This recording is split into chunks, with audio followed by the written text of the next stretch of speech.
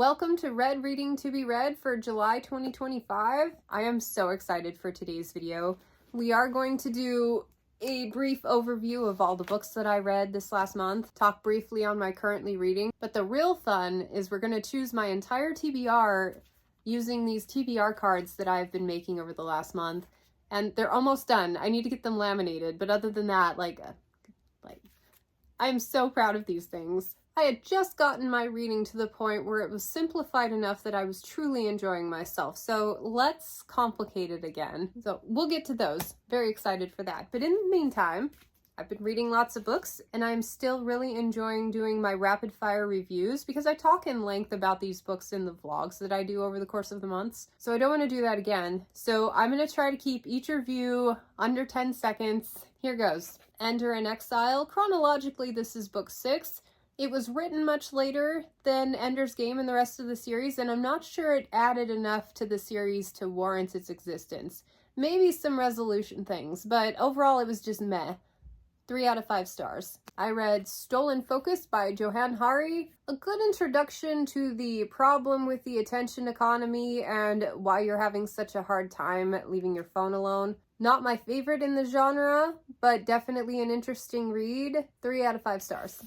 Definitely Dead by Charlaine Harris, 6th book in the Suki Stackhouse series, and this one continues to be one of my favorite urban fantasies I've ever read. I'm enjoying it thoroughly. I cannot wait to get to the next one. 4 out of 5 stars? 4.5?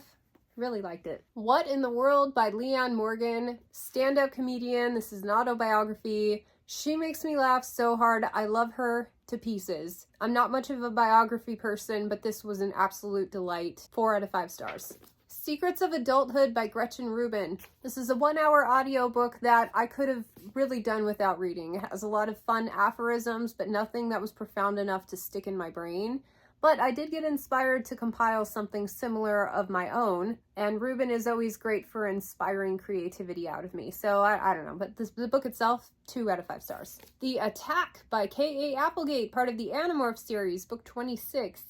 I liked this one a heck of a lot better than I did when I was in my youth, probably because I've read a lot more weird sci-fi since then, so the stuff in here didn't seem so bizarre and out of the norm. It jumped the shark a little bit, if you will. Great installment, much better than the last book, 4 out of 5 stars. And my favorite read by far, Blood Over Bright Haven by M.L. Wong, solid 5-star read. I loved the snot out of this book. One of my favorites that I've read in the last couple years. It is added to my very conservative list of all-time favorites. I've read 2,000 books. I only have 40 all-time favorites. This one has landed on it. I loved everything about it. It hit at precisely the right moment. Academic setting, cool magic system, very thoughtful book, and excellent momentum careening you through the entire thing. Awesome. And then currently reading, I knew I was going to be picking my TBR, so I didn't start anything new, but I happen to be dragging along Someday is Today by Matthew Dix.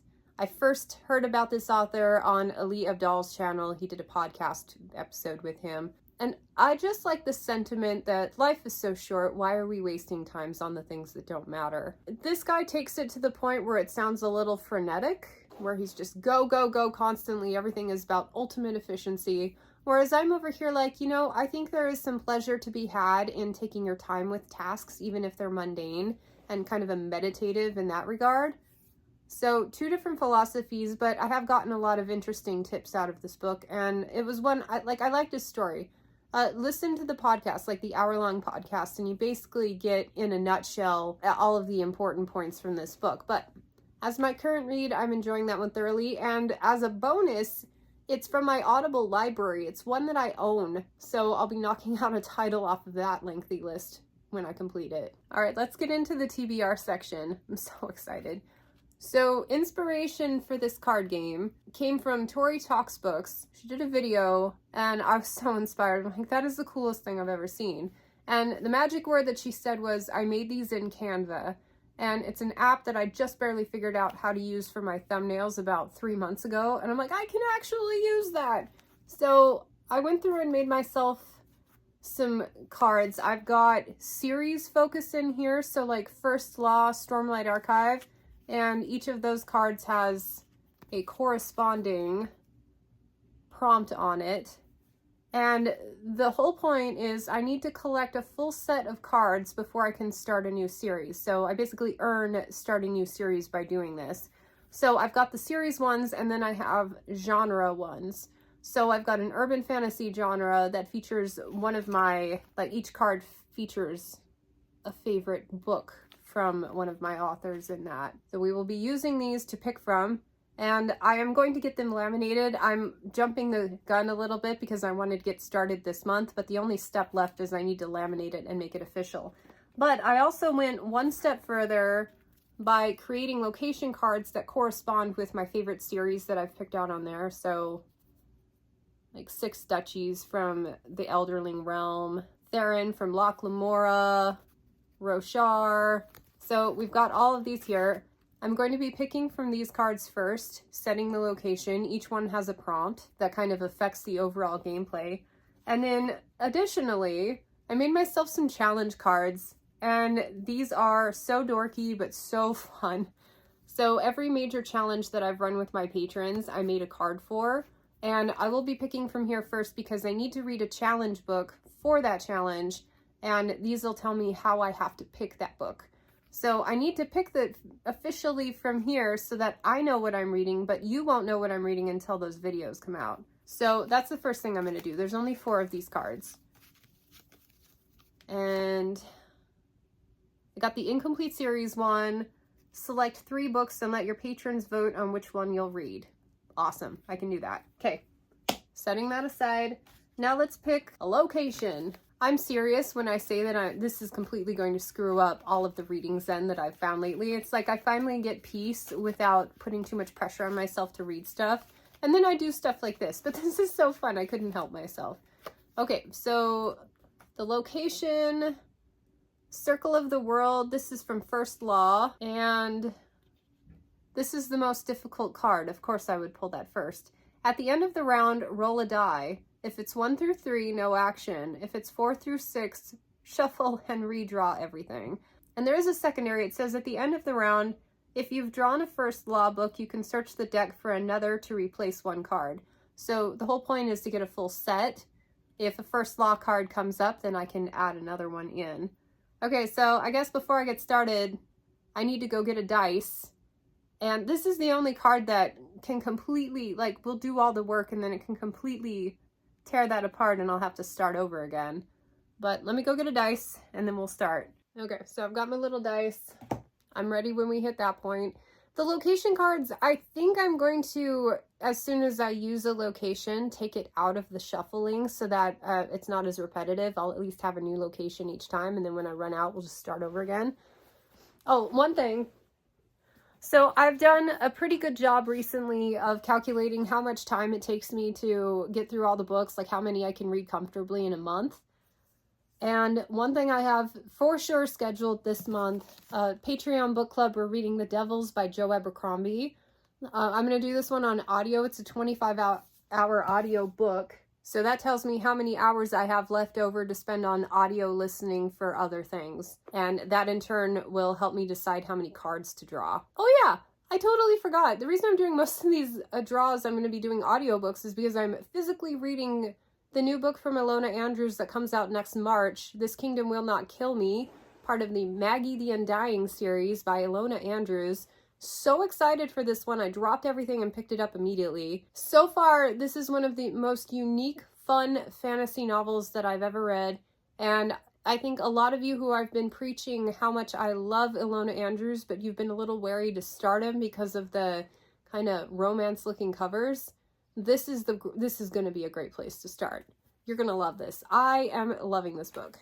Anyway, that one I'll continue reading throughout the month, but it's kind of like my before bed book, so it won't factor into the space I have available for other reads, if you will. So, we're going to pick cards. It's going to be awesome.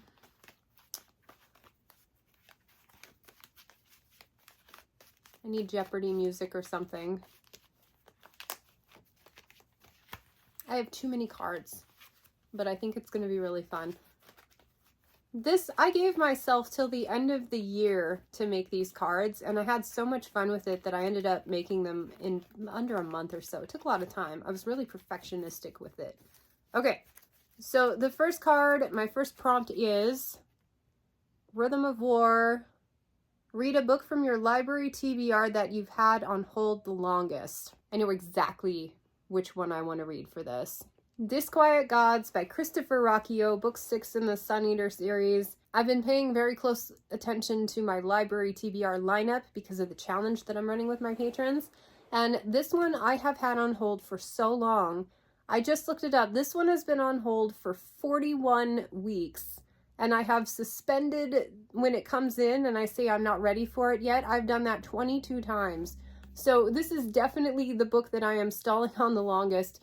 It's also a chonker. It's like a 32-hour audiobook. So this is going to eat into a lot of what I'm able to do this month as far as like drawing cards. But a Stormlight card is great to get off the bat. This is the only series that I did 4 or 5 instead of just 4 or 3. Good Lord, I don't even know what I did. Anyway, I'm going to need more of them, so starting out strong is great. Okay, so definitely going to do that one.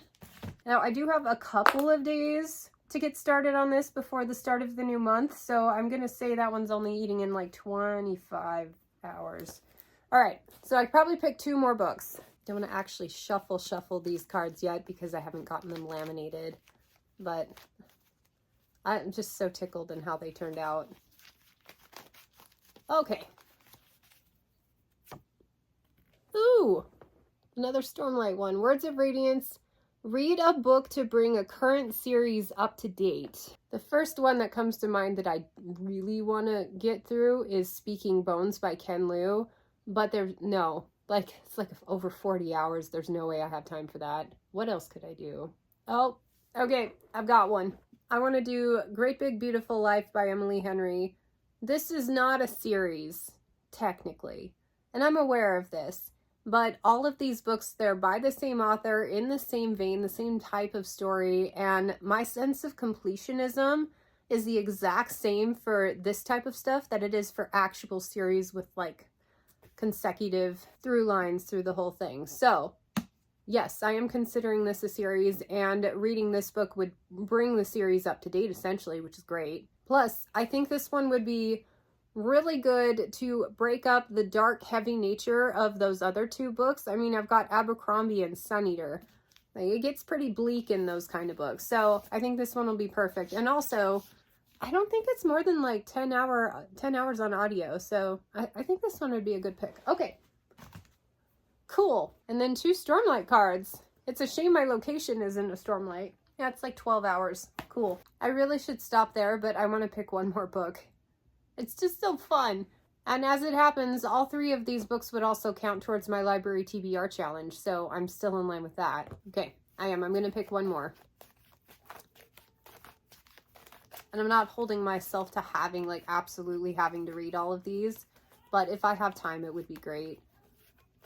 And all of these are such good books from high caliber authors that I think I'll be able to read them a little bit quicker than normal. Okay.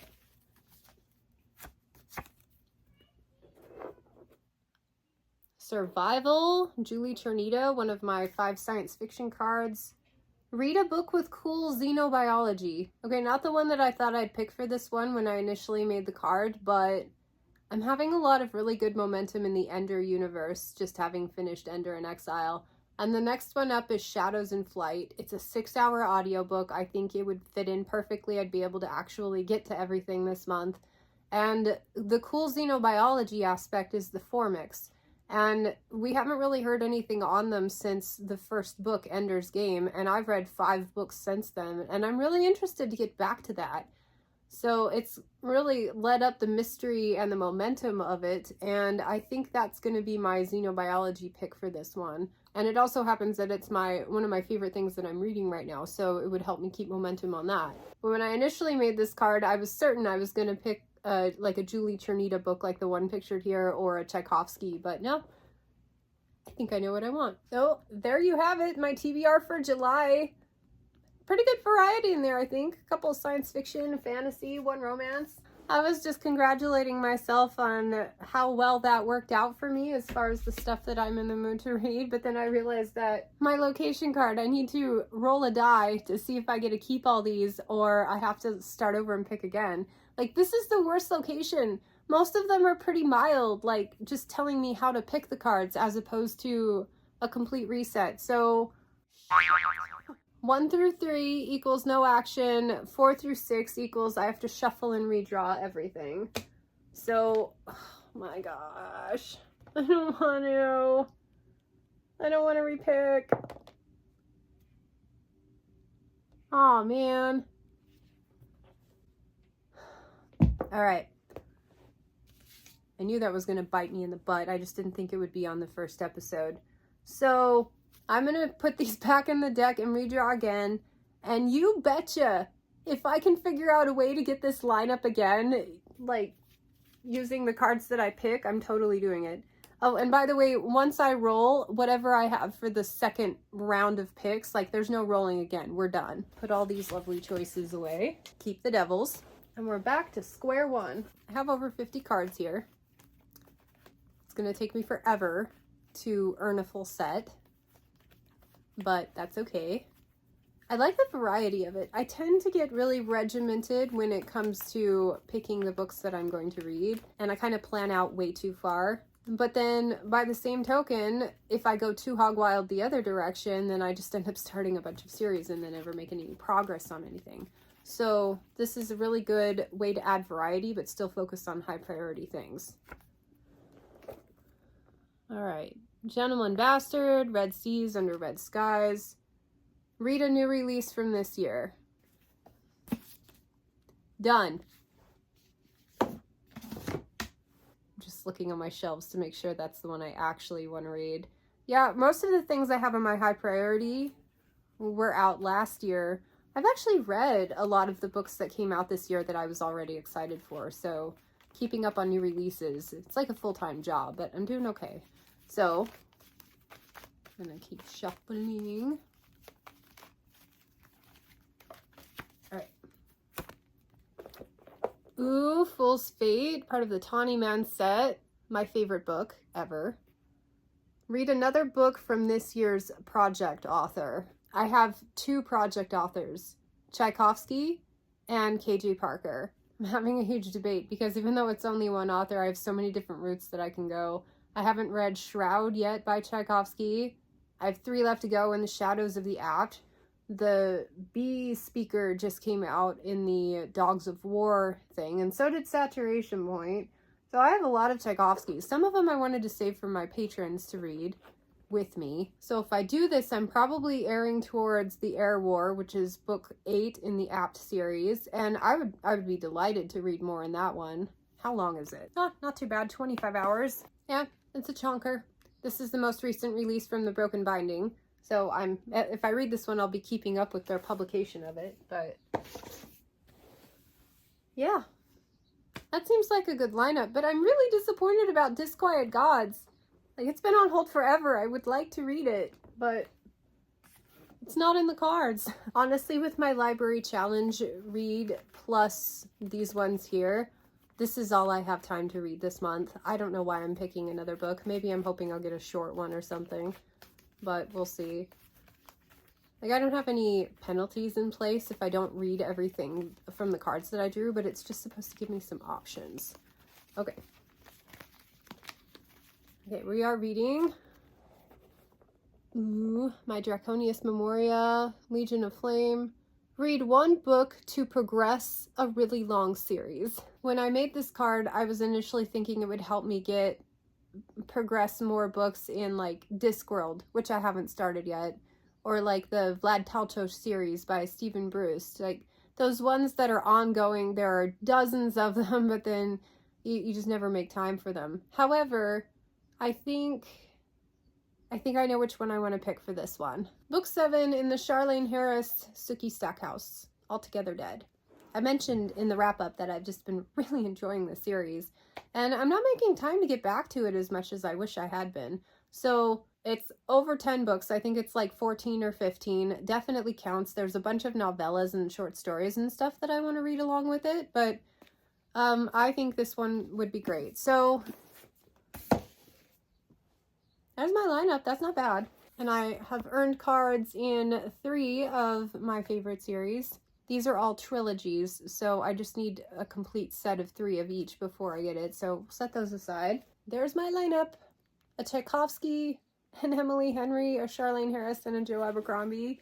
Yeah, it's going to be a really good month. That was fun. I don't think I'm minding the idea of cards picking my TBR for me, especially since I have so much control on how I want to like interpret the prompts and direct them. And all of the books picked are either progressing series that I'm loving or new books from authors who I love. So high priority stuff first. My mantra is read the best books first because you may not have a chance to read them all. And life's too short to read books you're not enjoying. So I'm going to keep the cards with these books, and if I complete them, then I earn the card, and I will report in at the beginning of my next video, letting you know how this month went, how many cards I earned, and then we'll pick again. I should do a separate video showing you all my cards, talking about how I made it, like the thought process that went behind it, and so I might do that if I have a free minute, but in the meantime, there you have it. Thanks so much for joining me for this one. Subscribe if you haven't already, and I will catch you on next month's video.